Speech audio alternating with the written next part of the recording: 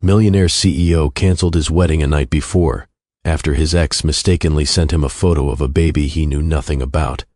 Arlo Ernser stood alone in a quiet hallway, his phone resting in his hand like it had something to say. The wedding was less than 24 hours away. Not months, not weeks, hours. Everything had already been decided, confirmed, finalized. He should have been thinking about the ceremony, the timing, the guests.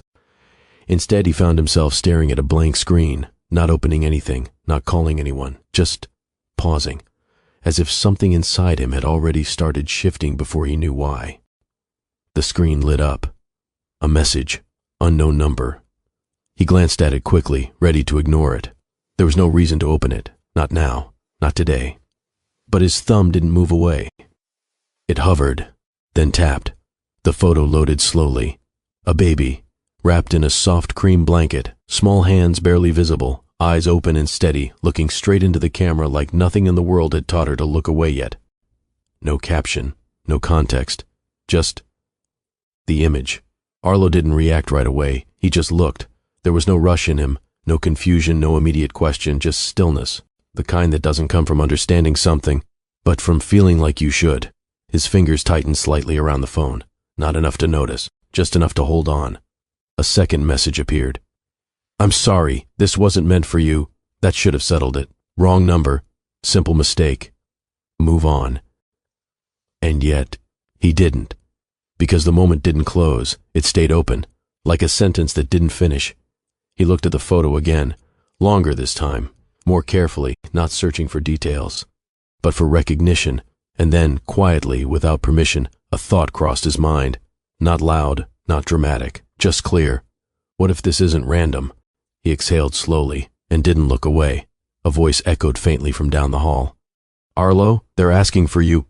He didn't answer, because just a few steps away, everything in his life was exactly how it was supposed to be. A future already arranged, a partner who made sense, a path that had taken years to build piece by piece, decision by decision.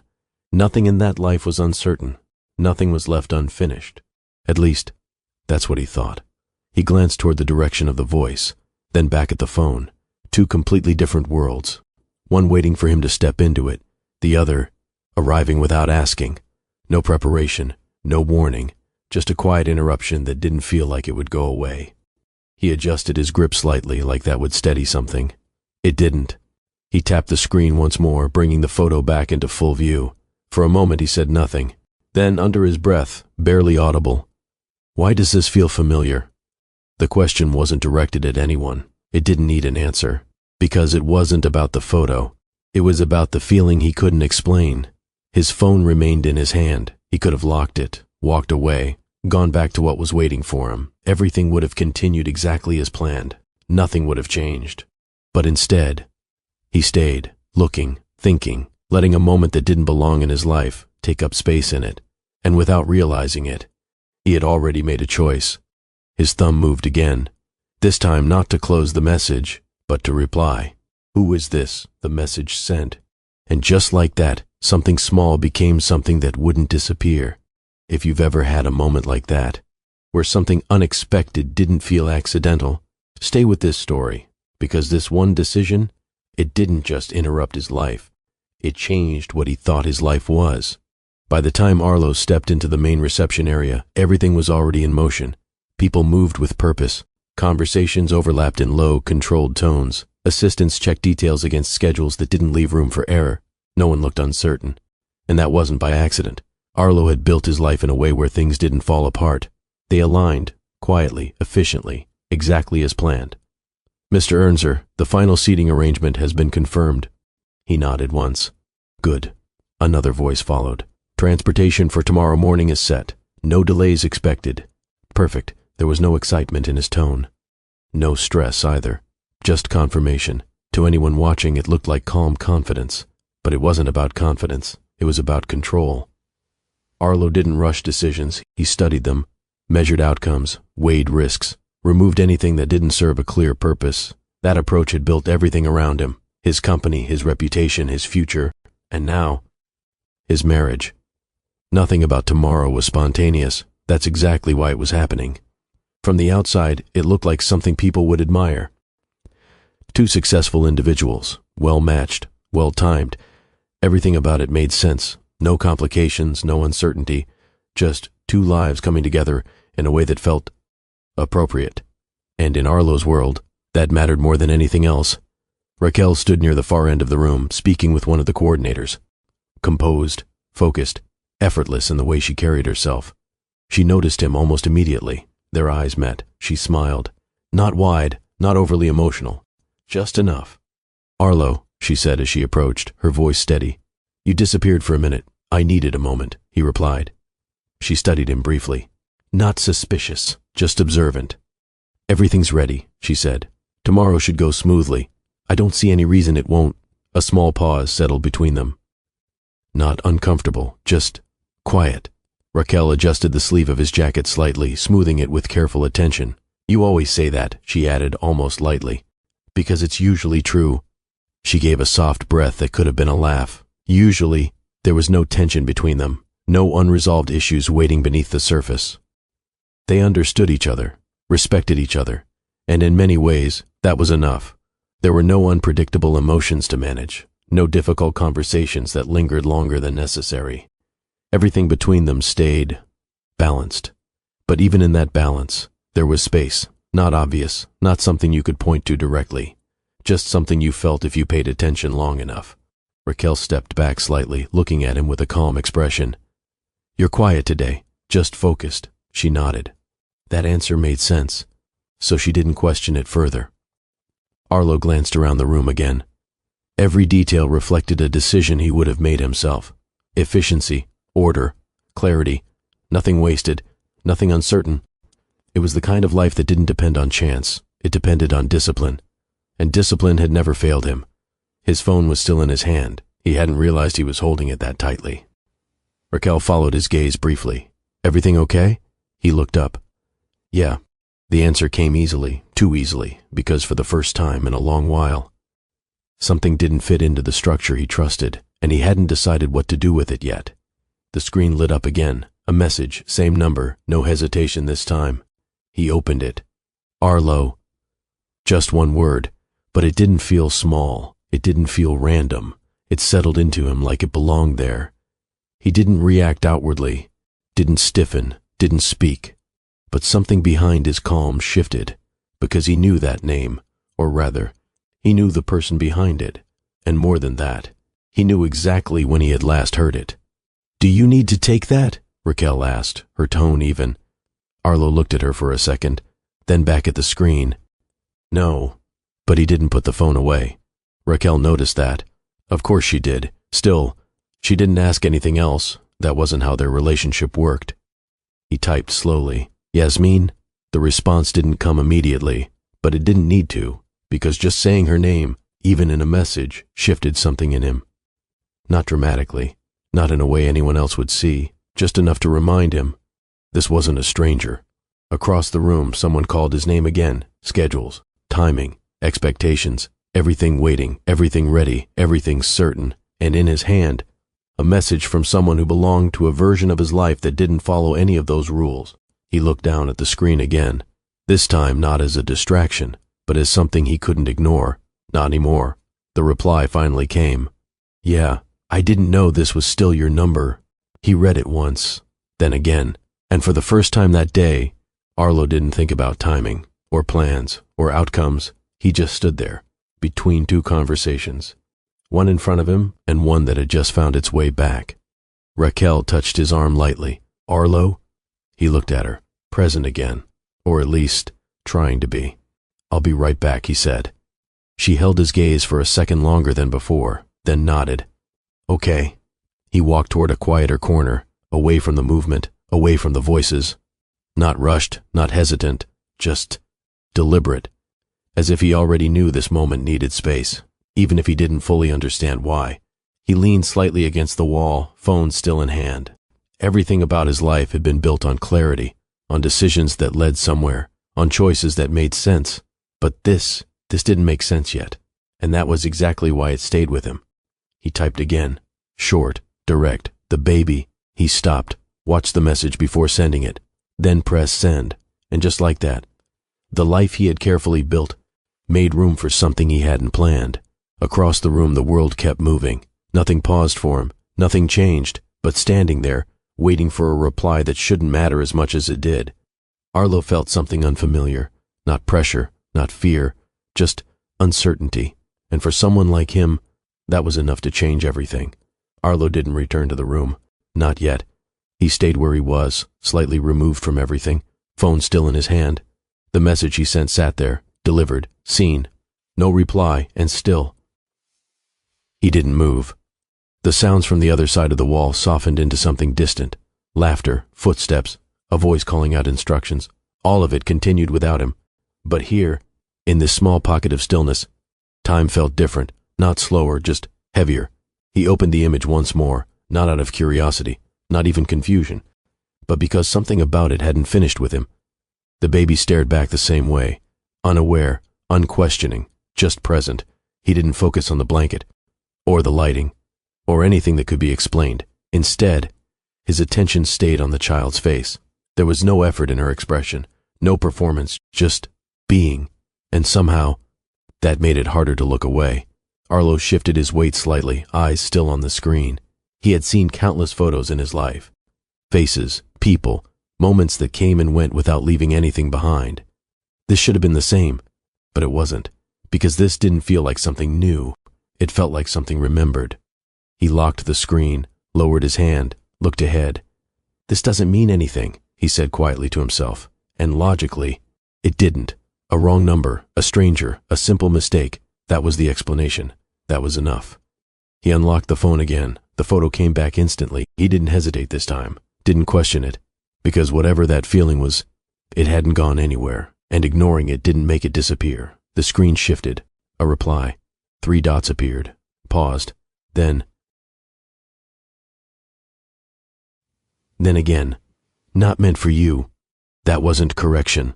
That wasn't distance. That was protection. His expression didn't change, but his focus did, because now, this wasn't just a mistake. This was someone deciding what he should or shouldn't be involved in, and that he didn't ignore.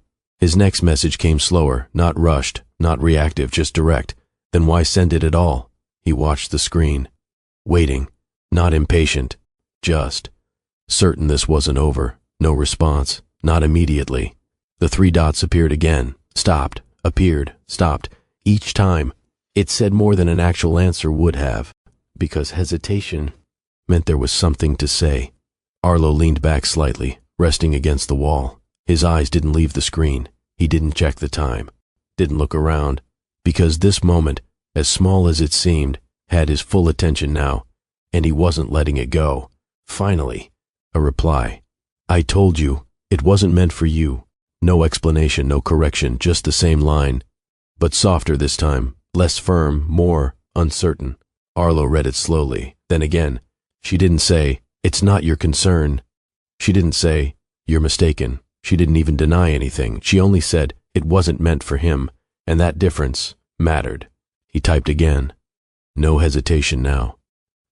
Whose is she? The message sent, clean, direct, no assumptions, but not avoiding anything either. The screen stayed still, no dots, no reply, just silence. But this silence felt different. Not empty, not distant. It felt like something being held back, on purpose. Arlo's thoughts didn't scatter. They aligned. Dates, time frames, conversations he hadn't thought about in years.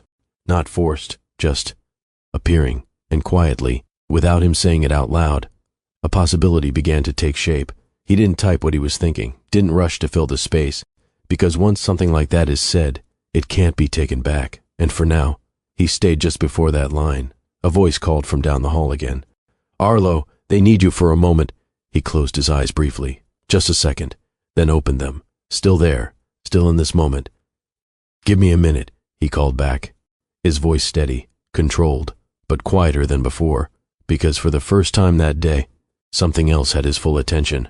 Not the wedding, not the schedule. This. The screen lit up again. A reply, short, simple. She's almost to. Arlo didn't move, didn't react outwardly, because the answer didn't confuse him. It clarified something he hadn't wanted to say yet. He looked at the message, then at the photo, then back again. No rush, no visible emotion, but internally. Something settled into place, not loudly, not suddenly, just undeniably. He typed again, slower this time, carefully. How long have you known? He didn't clarify, didn't need to, because they both understood what he was asking. The pause that followed wasn't uncertain anymore. It was heavy, defined. Both of them now standing on the same side of something unspoken, waiting for it to be acknowledged. Arlo lowered the phone slightly, just enough to breathe, but not enough to disconnect, because whatever this was, it wasn't random anymore. It wasn't a mistake, and it wasn't going away. It was something that had already been part of his life.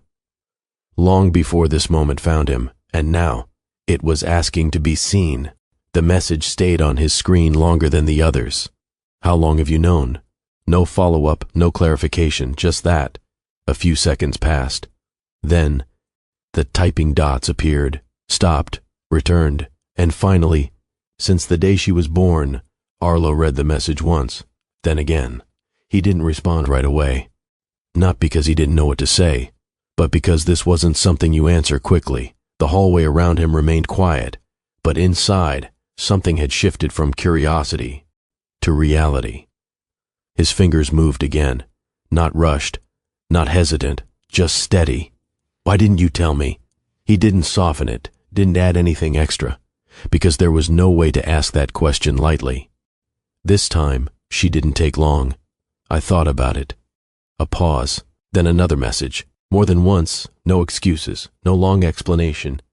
Just enough truth to make the question heavier. Arlo leaned his head back slightly against the wall. He closed his eyes for a second, not to escape, but to absorb it, because those two sentences carried more than they said. They carried time, moments he wasn't part of, decisions made without him. He typed again. What stopped you?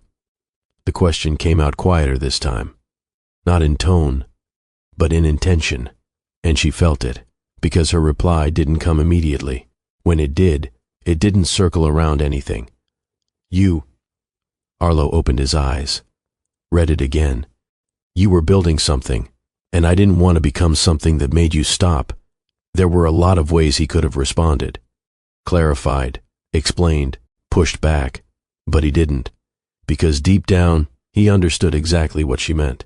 You always knew where you were going, she continued, and I didn't want to be the reason you questioned that. Her words weren't sharp, they weren't meant to hurt, but they were precise, because they described him accurately. Arlo let out a slow breath. I didn't think it looked like that. He paused, then added, from your side. The message sat there between them, not defensive, just late. I know, Yasmin replied, and somehow that made it heavier, because she wasn't correcting him, she wasn't disagreeing, she was just acknowledging something that had already happened. The conversation didn't feel awkward, it didn't feel forced, it felt familiar, but not in a comfortable way, in a way that reminded both of them they had once known each other deeply, and now they were learning each other again. Arlo opened the image again. This time, he wasn't looking for familiarity, he was looking for truth. Something real, something that connected more than just a feeling. He typed slowly, more carefully than before. Does she know about me? The message lingered for a second before sending, because that question changed things. She's two, Arlo. A pause. She knows what I show her. Simple, clear, no added weight. But enough to say, he hadn't been part of that world, not even in the background. Arlo didn't argue. Didn't question it, because there was nothing to challenge. Time had already passed, moments had already happened, and none of them included him. Her name? The question came softer this time, not distant, not sharp, just present, and when the reply came, it didn't hesitate. Keely. Arlo read it once, quietly, as if saying it out loud would make it more real. Keely. The name didn't feel unfamiliar, it just felt new. He straightened slightly. Not because he needed to, but because something in him had adjusted. This wasn't just a conversation anymore. It wasn't just a memory returning. It was something current, something real, something still unfolding. You don't have to respond, she added. I know the timing isn't. She didn't finish the sentence. She didn't need to, because both of them knew exactly what she meant. I'm here. The reply came quickly this time. No hesitation, no calculation, just truth, and for the first time in this conversation, it wasn't controlled. There was a pause after that, not uncomfortable, not uncertain, just full, as if both of them were sitting in the same space again, even though they weren't. "Where are you?" He didn't plan that question, it just came, because at some point, distance stops being enough. Still in the same city. A second message followed. Just a different part of it. There was something quiet in that answer, something that suggested she hadn't gone far, he just hadn't looked. Arlo lowered the phone slightly. His surroundings came back into focus. The hallway, the voices, the life waiting just around the corner, and then the conversation in his hand, still active, still real, still pulling him in. For years, Yasmin had been something finished, a closed chapter, a decision already made. But now, she wasn't in the past anymore. She was here, in real time, with something he couldn't ignore. Arlo looked at the screen one more time, at her name, at the messages, at everything that had been said, and everything that hadn't. Then he typed, "We should talk." He paused, then added, "In person." The reply didn't come immediately, but when it did, it was simple. "Okay, no questions, no hesitation, just agreement." A voice called out again from the other side. "Arlo, we're starting." He looked up, then back at his phone. The conversation didn't end, it just paused, but this time, it didn't feel unfinished. It felt like something had just begun. He slipped the phone into his pocket, took a step forward, then another, back toward everything that had been planned, everything that made sense, but now, with something else moving alongside it. Not louder, not stronger, just present, and impossible to ignore. Arlo didn't realize when the memory began. It wasn't triggered by a sound or a word, it just arrived, the way certain moments do, uninvited but clear. He was standing in a room that didn't echo with voices or expectations. No schedules, no structure, just an empty apartment with bare walls and open windows letting in late afternoon light. Back then, he wasn't managing anything, he was just there. Yasmin was sitting on the floor, legs stretched out, leaning back on her hands like she belonged there before anything else did. "Are you planning to get furniture?" she asked, glancing around. "Or is this the aesthetic now?" Arlo smiled slightly. "It's temporary." She tilted her head. "Temporary has a way of becoming permanent if you're not careful."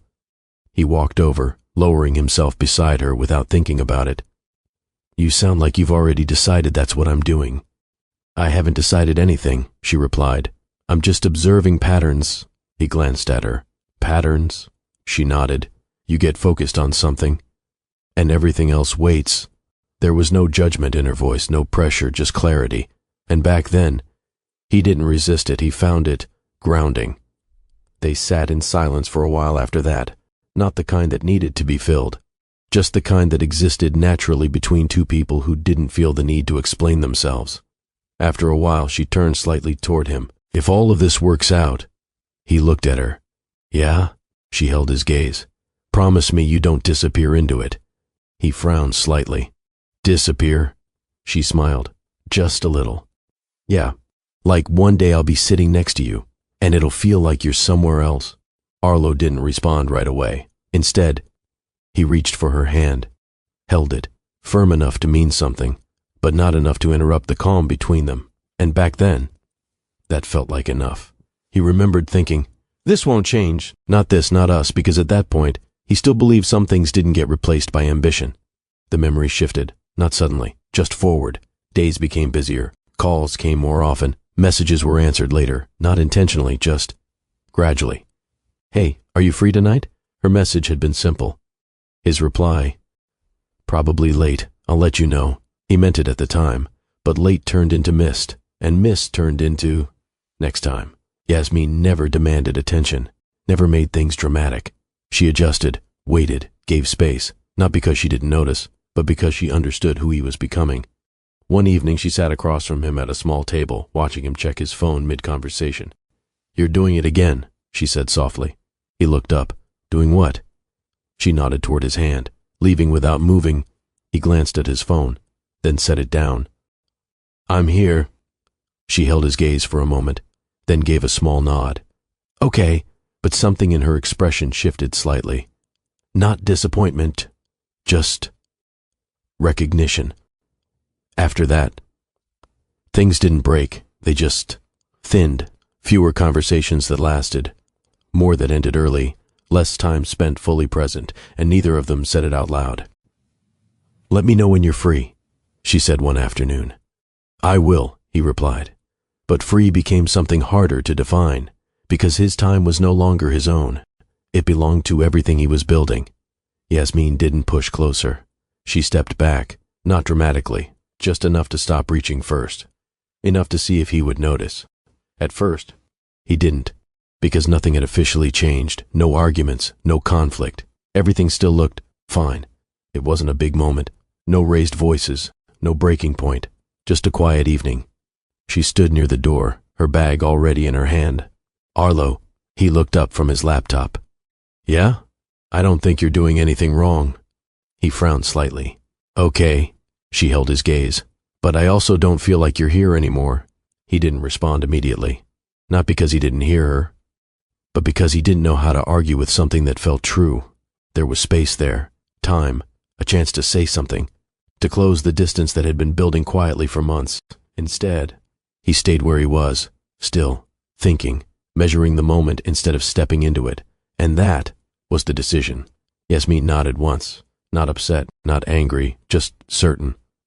"Okay," she said softly, and turned toward the door. There was no final argument, no long explanation, no attempt to fix it in that moment.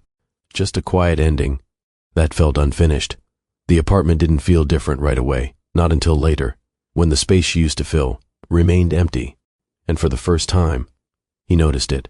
Not backward, not toward her, forward, into work, into structure, into everything that gave him direction, because that was easier to manage than something unclear.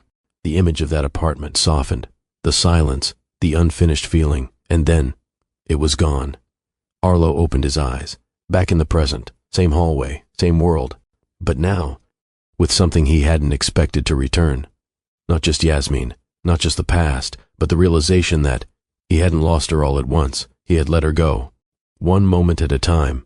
And now, standing there again, he wasn't remembering her as someone from before. He was seeing her as someone still connected to something he hadn't finished, something that hadn't fully let go of him either. His phone was still in his hand, the conversation still open, the present waiting, and now, for the first time, the past wasn't behind him anymore. It was part of what came next. Arlo stood exactly where he had been, same hallway, same voices in the distance. Nothing around him had changed, but the way he stood there had, because now the past wasn't something he could place behind him. It was connected to something living, current, something waiting. He lifted his phone again, the conversation still open, no new messages, just the last exchange sitting there. He typed, carefully, "How old is the baby?"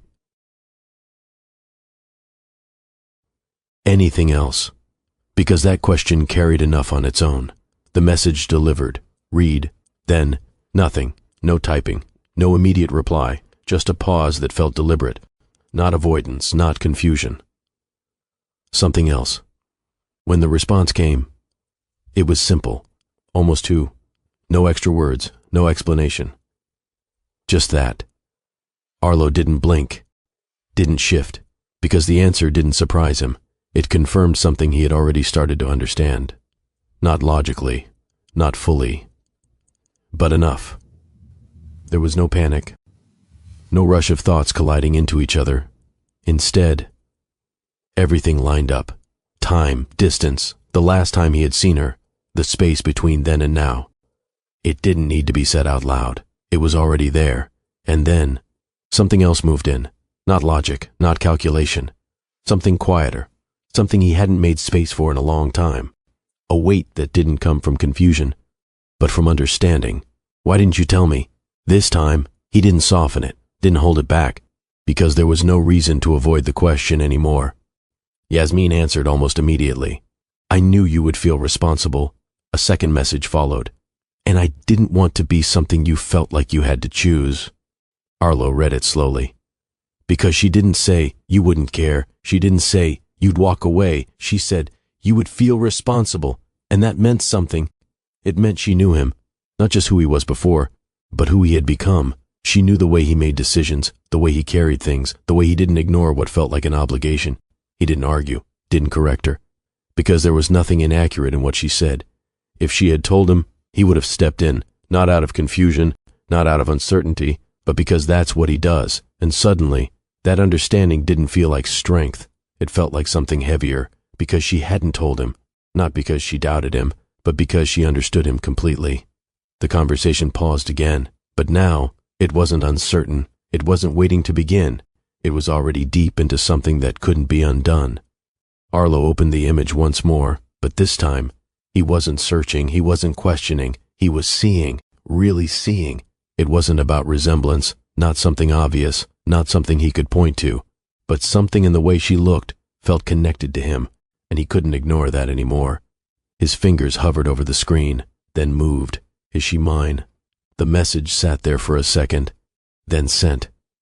He didn't move after that, didn't lower the phone, didn't look away, because that question, once asked, couldn't be taken back, and whatever answer came would change something. No reply, no typing, nothing, just silence. But this silence felt full, like something was being considered carefully.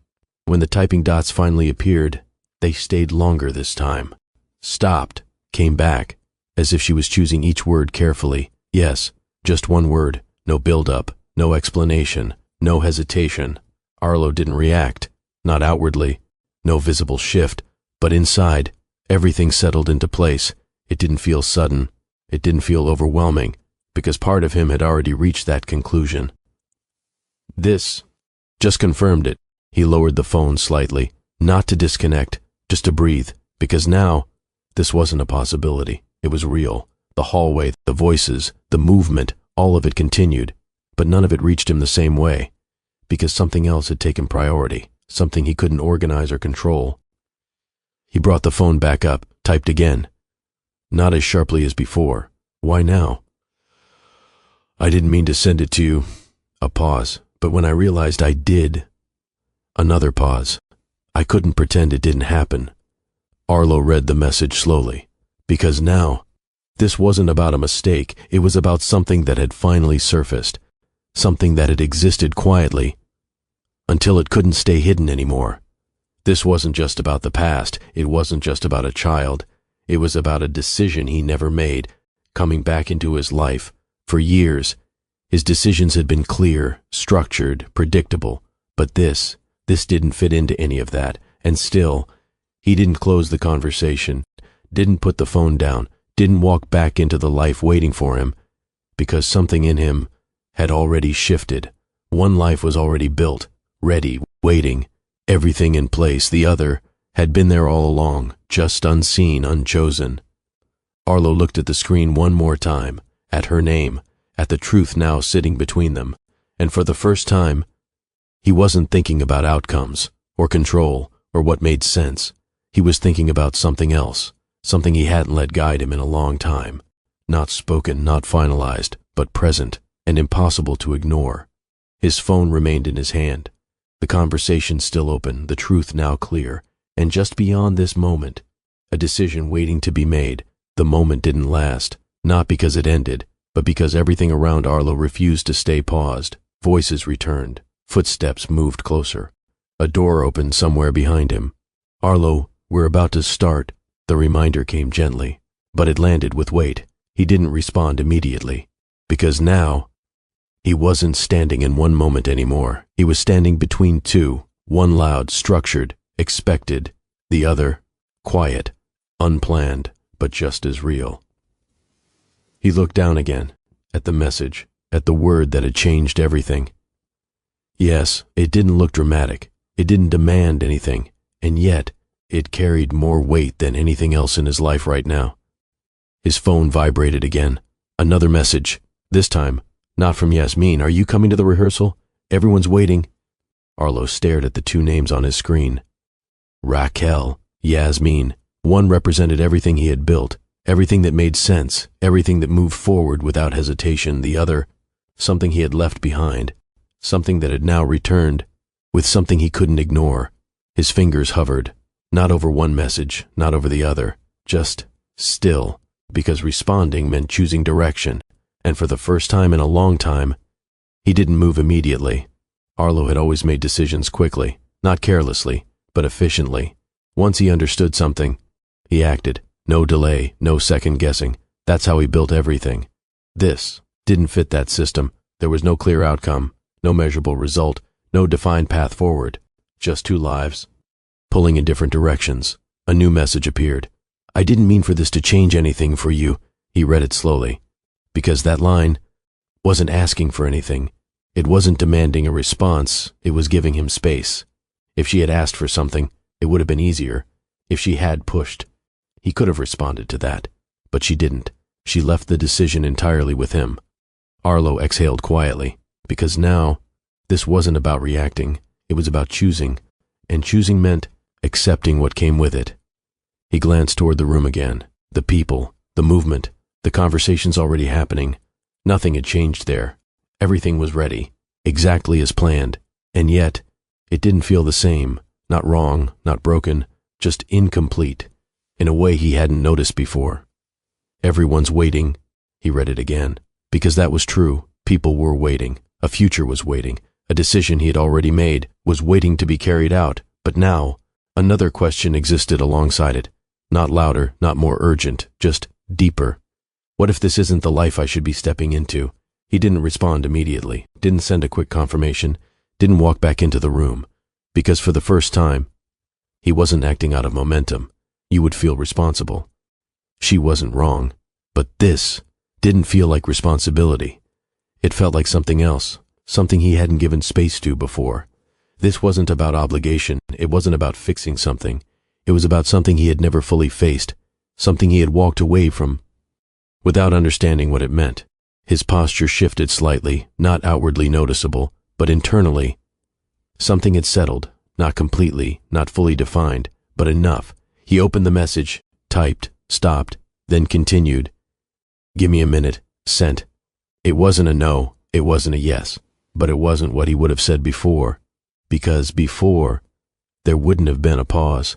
He didn't move toward the door, didn't step back into the space waiting for him.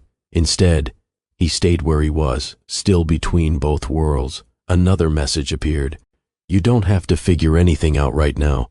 Arlo read it, and for a moment, that almost made it easier, because whether he decided now or later, this had already changed something. There was no version of this, where everything stayed the same. He checked the time, not because he needed to, but because it reminded him how close everything was. Hours. That's all that separated him from a decision that had already been made. He looked at the phone again, then away, then back again, because one thought kept returning, quiet but steady. What if I move forward and leave this behind again? Before, he hadn't known what he was leaving. Now, he did. And that made it impossible to treat this the same way. Arlo straightened slightly, took a slow breath, and instead of looking at both messages, he focused on one. He typed, "We need to talk." Properly. A pause. Then added, "Tomorrow," the message sent. And just like that, something shifted from uncertain to intentional, not resolved, not decided completely, but moving. His phone remained in his hand, the other message still there, the room still full, the plan still intact. Nothing had disappeared, nothing had been canceled. Yet, because now, he understood something clearly. He couldn't step into that life without addressing this one. Not anymore. Arlo turned slightly toward the door, not to enter, just to look, as if seeing it one more time before something changed. Then, he stepped away, not quickly, not dramatically, just deliberately, because the decision hadn't been spoken yet, but it had already begun, and standing there, between what was ready for him and what had just found him, there was only one real question left. If you were in his place right now, would you walk forward or turn back? Arlo didn't rush. He didn't pace. He didn't try to rehearse what he was about to say. He just stood there for a moment longer, letting the weight of it settle into something steady. Because once this was said, there was no stepping back into what had already been planned. He took his phone, scrolled once, found her name. His thumb hovered for only a second, then pressed call. "Arlo?" Her voice came through clear, present, like she had been expecting this. "Where are you? They're asking for you again." "I know." A small pause, then, We need to talk. He didn't soften it, didn't try to ease into it, because there wasn't a version of this conversation that felt light. There was silence on the other end. Not long, but enough. You're scaring me, she said, quieter now. Not dramatic, just honest. I didn't expect this either, he replied. His tone stayed even, controlled, but not distant. I thought everything was clear. He paused, then added, but there's something I should have faced a long time ago. He didn't explain, didn't mention names, didn't offer context, because this wasn't about information. It was about direction. Another pause, longer this time. Then, are you choosing something else? Her voice didn't break. It didn't rise. It stayed steady. But there was something beneath it now, something that already knew. Immediately. Not because he was unsure, but because he understood what the answer meant. Then, quietly, yes. The silence that followed wasn't tense. It wasn't filled with confusion. It was clear, as if both of them had reached the same understanding at the same time. I see. Her voice stayed calm, measured. No accusation, no questions, just acknowledgement. For a moment, neither of them spoke. Not because there was nothing to say, but because everything that mattered had already been said. Years of alignment, plans, decisions, all of it quietly coming to an end. Is this something you've been thinking about? She asked. The question wasn't sharp. It wasn't meant to challenge him, just to understand where she stood in all of this. No, he didn't hesitate. It's something I didn't deal with when I should have. He paused. And now I can't ignore it. Raquel exhaled softly, not frustrated, not upset, just processing. Then I guess this isn't really about me. It's not about something you did, he said. And he meant it, because there was nothing to blame, nothing to point at, just a path that no longer aligned the way it once had. I understand, she replied. And she did, not because it was easy, but because it was clear. Another small pause. Then I think this is where we stop. She didn't say it harshly. Didn't stretch it out, just stated it. Arlo closed his eyes briefly, then opened them. Yeah, there was nothing else to add, because anything more would have been unnecessary. Neither of them tried to fix it. Neither of them reached for something to keep it going, because this wasn't confusion. This was a decision finally spoken. Take care of yourself, she said. He nodded slightly, even though she couldn't see it. You too. The line went quiet. No delay, no hesitation, just ended. Arlo lowered the phone slowly. The hallway was the same. The building was the same. Everything around him, unchanged, because in a single conversation, something that had been certain was no longer part of his future. He didn't feel panic, didn't feel doubt, but he did feel something settle in, the kind of weight that comes with choosing something real over something expected. Voices still moved in the distance, people still prepared, everything still continued, as if nothing had happened. Because this wasn't a small shift, this was a line, a clear break between what was planned and what he had just chosen instead. He looked down at his phone again, at the conversation still open, at the truth still waiting, and now there was no hesitation left. He straightened slightly, not out of habit, but because something inside him had aligned in a way it hadn't before.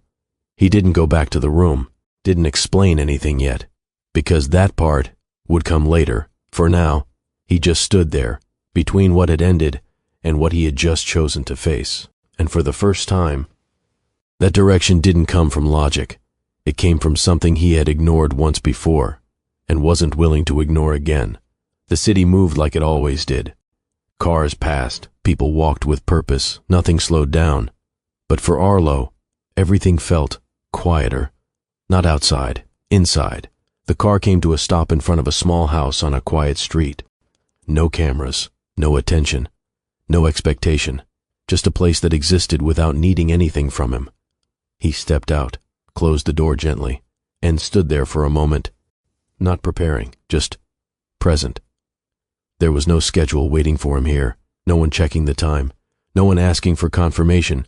For the first time in a long while, he wasn't stepping into something structured, he was stepping into something real. He knocked once, not loud, not hesitant, just enough. A few seconds passed. Then, the door opened. Yasmin stood there.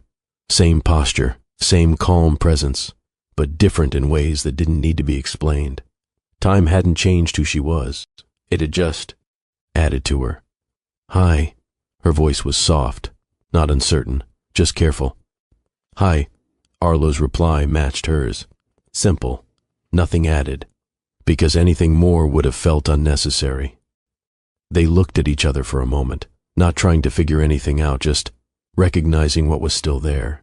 Neither of them rushed forward. No forced warmth, no distance either, just space.